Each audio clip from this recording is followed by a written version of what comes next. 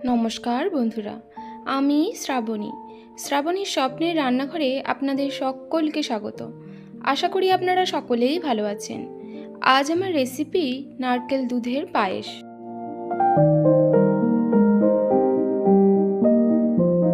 চলুন তবে দেখে নিই সবথেকে সহজ পদ্ধতিতে ভীষণই সুস্বাদু এই নারকেল দুধের পায়েস আমি কিভাবে বানাই।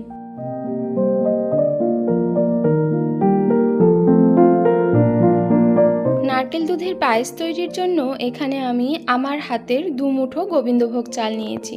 ওজন হিসেবে 100 গ্রাম আর মেজারিং কাপে মেপে হাফ কাপ। এবারে চালটাকে একটা বড় পাত্রে ঢেলে নিয়ে অল্প জল দিয়ে একবার হাত দিয়ে চটকে খুব ভালো করে ধুয়ে নিয়ে জলটা ফেলে দেব।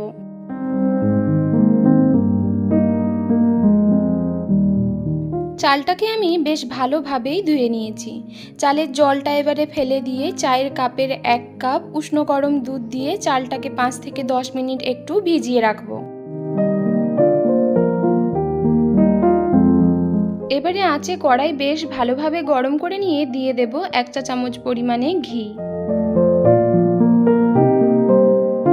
ঘি গলে গেলে এবারে এতে দিয়ে দেব ভিজিয়ে রাখা 1 মুঠো কাজু আর কিশমিশ। কাজু আর কিশমিশের গায়ে হালকা সোনালি রং ধরা পর্যন্ত এবার ভেজে নেব।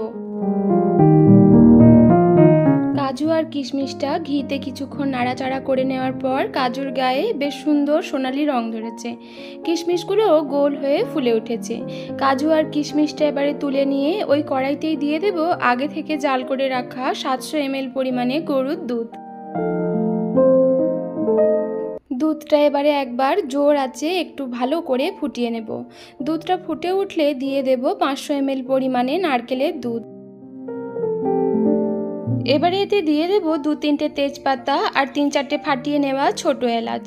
এবারে একটু নাড়াচাড়া করে মিশিয়ে নিয়ে জোর আঁচে 4-5 মিনিট খুব ভালো করে দুধটা ফুটিয়ে নেব। জোর আঁচে দুধটা কিছুক্ষণ বেশ ভালোভাবে ফুটিয়ে নিয়েছি। এবারে এতে দিয়ে দেব দুধে ভিজিয়ে রাখা গোবিন্দভোগ চালটা। নাড়াচাড়া করে দুধের সাথে খুব ভালো করে মিশিয়ে নিয়ে চালটা সেদ্ধ হয়ে যাওয়া পর্যন্ত রান্না করে নেব। মাঝারি আঁচে চালটা দুধে কিছুক্ষণ ফুটিয়ে নেওয়ার পর চালটা বেশ ভালোভাবেই সেদ্ধ হয়ে গেছে।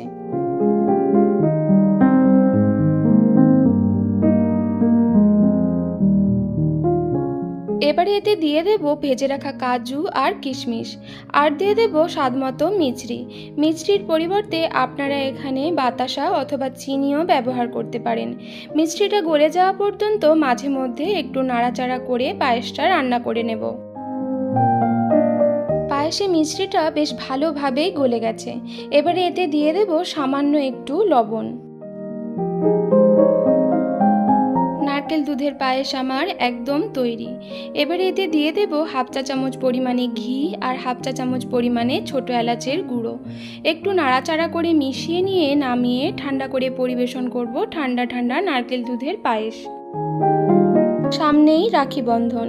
এভাবে সহজ পদ্ধতিতে সুস্বাদু নারকেল দুধের পায়েস বানিয়ে আপনাদের ভাই বা দাদাকে খুব সহজেই খুশি করে দিতে পারেন। আশা করি আজ আমার রেসিপিটি আপনাদের ভীষণ ভালো লেগেছে। রেসিপিটি ভালো লাগলে অবশ্যই লাইক করবেন, চ্যানেলটি সাবস্ক্রাইব করে আমার পাশে থাকবেন। সকলে ভালো থাকবেন, সুস্থ থাকবেন।